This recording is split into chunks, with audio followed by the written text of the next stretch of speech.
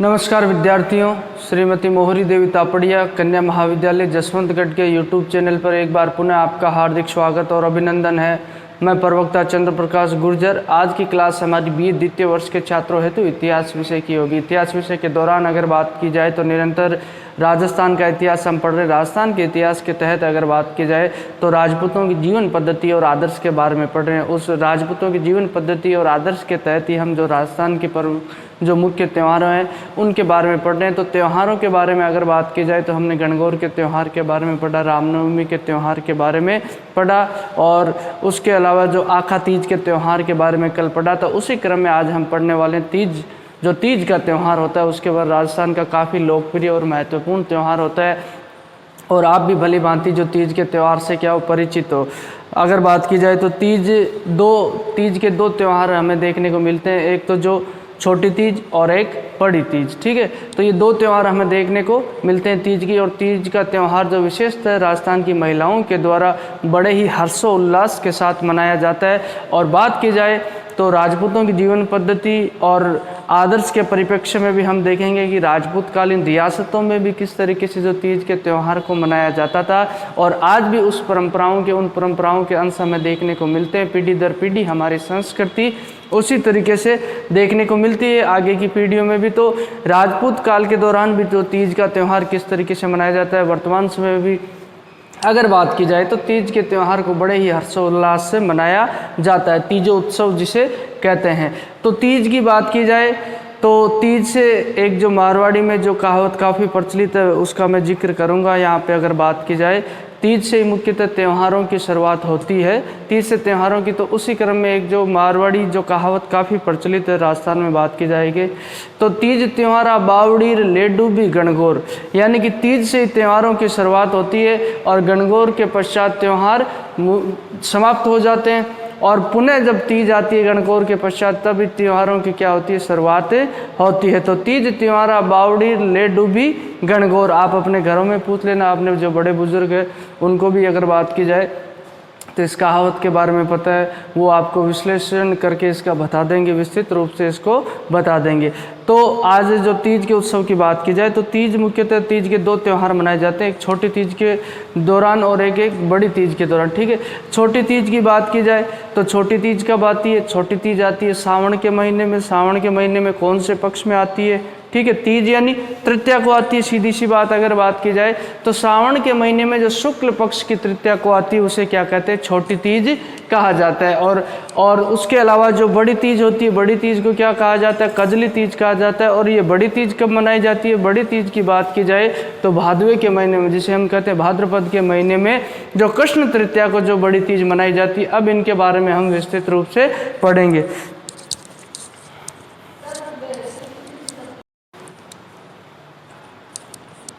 तो छोटी तीज की बात करते हैं तो छोटी तीज है जो मुख्यतः बात की जाए तो विक्रम संवत के कौन से महीने में मनाई जाती है। अगर आपसे पूछ लिया जाए प्रतियोगिता परीक्षा में जो राजस्थान की क्लास संस्कृति के तहत ऐसे क्वेश्चन पूछे जाते हैं और आगे आपके कई कंपटीशन एग्जाम में ऐसे क्वेश्चन काम भी आने वाले हैं।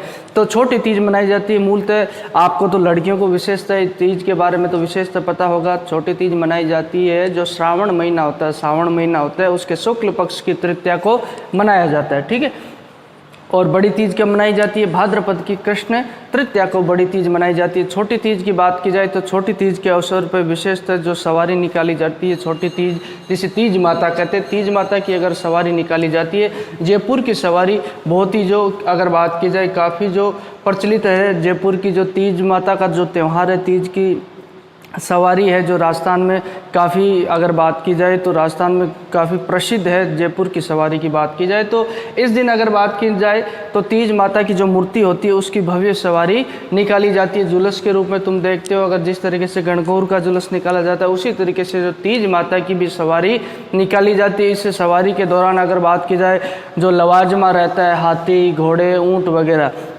यानी कि जयपुर में रियासत काल के दौरान जब आमेर वंश जो आमेर में जो बात की जाए कच्छावा वंश के शासकों का शासन था, तो उस समय भी ये परंपरा थी अगर बात की जाए, और आज भी वो उसी परंपरा का हिस्सा है जो तीज का त्यौहार हम मनाते हैं। तो राजपूतों के द्वारा, यानी कि जो राजपूतों के जीवन पद्धति और आदर्श की हम बात कर रहे हैं, तो राजपूत समाज में भी जो अगर बात की जाए तीज के त्यौहार को बड़े हर्षोल्लास से मनाया जाता था। और राजस्थान के महत्वपूर्ण त्योहारों में जो तीज का त्यौहार माना जाता है, अगर बात की जाए गणगौर के समान ही जो तीज के त्यौहार को माना जाता है। तो उस दिन जो तीज की सवारी निकलती थी जयपुर में, अगर बात की जाए निकलती है, अभी भी तुम देखोगे तीज की सवारी उसी तरीके से जो कहाँ निकलती, जयपुर में निकलती है।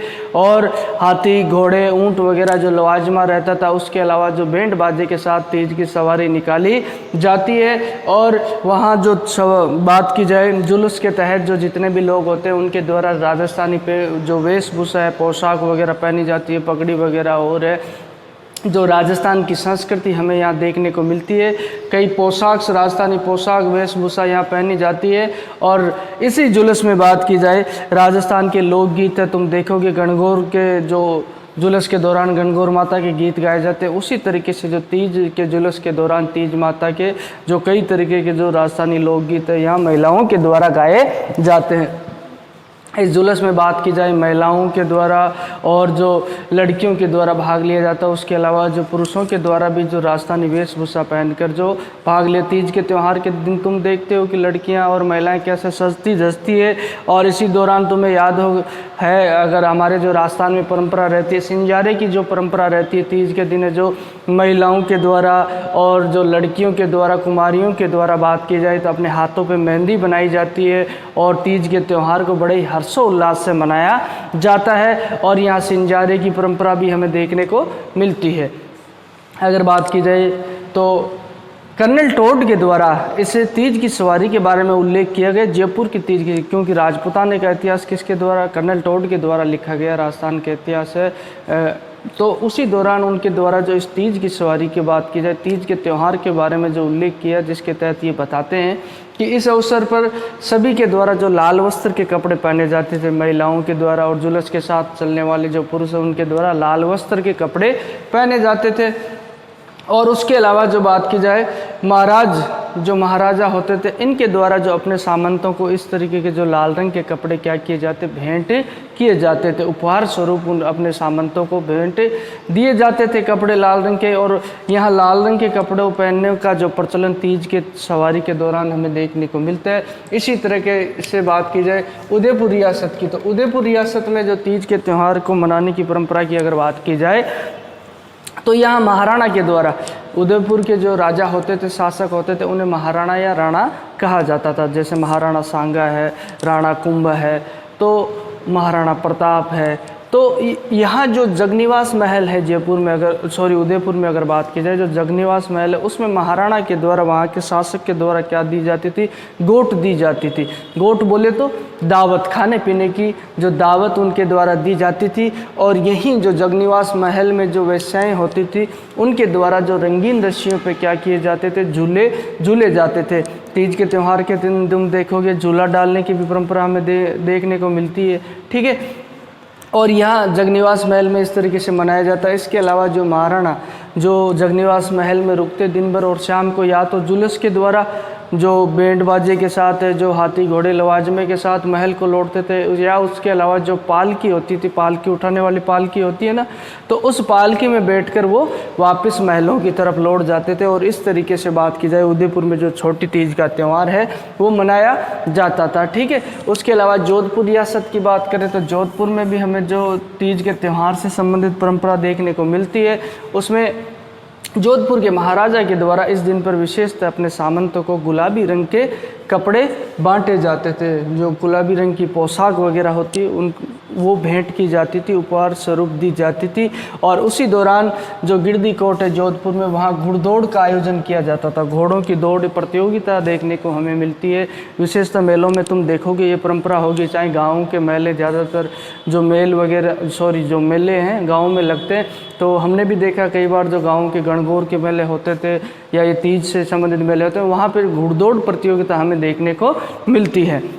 नवयुवकों के द्वारा जो घोड़े दौड़ाए जाते हैं। तो इस तरीके से छोटी तीज का त्यौहार राजस्थान में रियासतों में भी मनाया जाता था। और इसके अलावा जो वर्तमान समय में कल्चर का भाग है, अपनी संस्कृति का भाग है, जो तीज का त्यौहार है, महिलाओं के द्वारा जो मेहंदी बनाई जाती है, उसके अलावा जो झूले डाले जाते हैं, झूले झूलने की परंपरा है, सिंजारा वगैरह है। तो इस दिन जो व्यंजन वगैरह बनाए जाते हैं मीठे, मुख्यतः जो ये महिलाओं से और लड़कियों से संबंधित त्यौहार जो तीज का त्यौहार माना जाता है। अब बात करते हैं बड़ी तीज।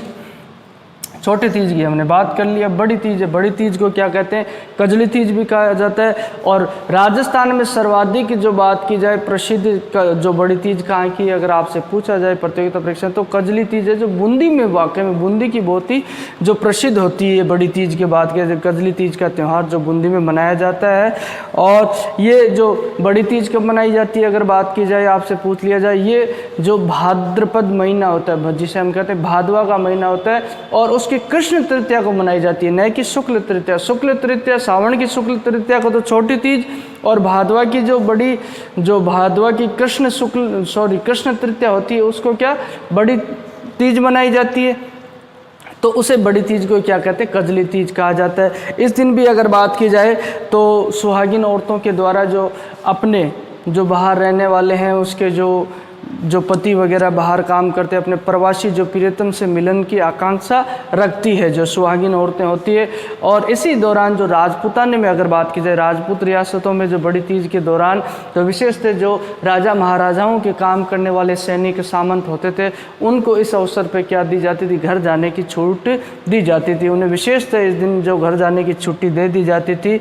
और यहाँ बात की जाए तो हंसी ठिठोली भी यहाँ महिलाओं के द्वारा की जाती थी। अगर बात की जाए तो मूलतः आज भी राजस्थान में ज़्यादातर क्षेत्रों में तुम देखोगे कि सुहागिन औरतों, जो शादीशुदा औरतें, उनके द्वारा अपने पति का नाम नहीं लिया जाता है। ठीक है, तो इस दिन हंसी मजाक में, ठिठोली में जो दूसरे नामों से जो अपने पति को ये पुकारती थी, और उनकी जो सहेलियां उनके साथ क्या हंसी टिटोली करती थी। और उसी दौरान जो झूला झूलने की परंपरा भी हमें देखने को मिलती है। जो तीज पे मुख्यतः तुम देखोगे गाँव में आज भी जो लड़कियों के लिए जो क्या डाले जाते हैं, झूले वगैरह डाले जाते हैं, जहाँ सुहागिन औरतें और लड़कियाँ झूला झूलती है। तो राजस्थान में इस तरीके से जो बात की जाए, तीज का त्यौहार बड़े ही हर्षोल्लास से मनाया जाता है। छोटी तीज की बात की जाए, छोटी तीज सर्वाधिक जो जयपुर की काफ़ी प्रसिद्ध, अगर बात की जाए, छोटी तीज की सवारी जयपुर में बड़े ही धूमधाम से निकाली जाती है। राजस्थान में अगर बात की जाए बड़ी तीज है तो वो हमें देखने को मिलती है कहाँ की? बूंदी की। ठीक है, बूंदी की बड़ी तीज काफ़ी प्रसिद्ध है, जिसे कजली तीज भी कहा जाता है। और इस तरीके से जो ये महिलाओं का और लड़कियों का त्यौहार जो हमें देखने को मिलता है। और मुख्यतः आप तो भली भांति परिचित हो इस त्यौहार से, बात की जाए तो तीज के त्यौहार से। तो ये परंपरा हमें जो बात की जाए राजस्थान में तीज के त्यौहार की, जो राजपूतानों में रियासत काल के दौरान देखने को मिलती है। विभिन्न रियासतों की अगर बात की जाए, चाहे जयपुर की रियासत हो, चाहे जोधपुर की रियासत हो, चाहे उदयपुर की रियासत हो, अलग अलग तरीके से जो हमें यहाँ पे बात की जाए तो ये त्यौहार मनाने की परंपरा देखने को मिलती है। तो बोलिए, यहाँ तक आपको कोई चीज़ समझ में नहीं आई हो, किसी तरह की समस्या हो, शंका हो, तो आप निसंकोच पूछ सकते हो। और मैं उम्मीद करता हूँ आपको बेहतर तरीके से समझ में आए। फिर भी इसके अलावा कोई भी दिक्कत हो तो आप जो आपके पास शैक्षणिक व्हाट्सएप ग्रुप प्लेटफॉर्म अवेलेबल है, उसके माध्यम से आप अपनी बात मुझ तक पहुँचा सकते हो। और भी अध्ययन अध्यापन से संबंधित किसी तरह की राय या सुझाव, वो भी आपके आमंत्रित है। इतिहास विषय से संबंधित कोई भी जो आपकी उत्सुकता, जिज्ञासा, उसे भी आप मुझसे साझा कर सकते हो। तो आज की क्लास के लिए बस इतना ही, और सभी विद्यार्थियों का एक बार पुनः बहुत बहुत धन्यवाद।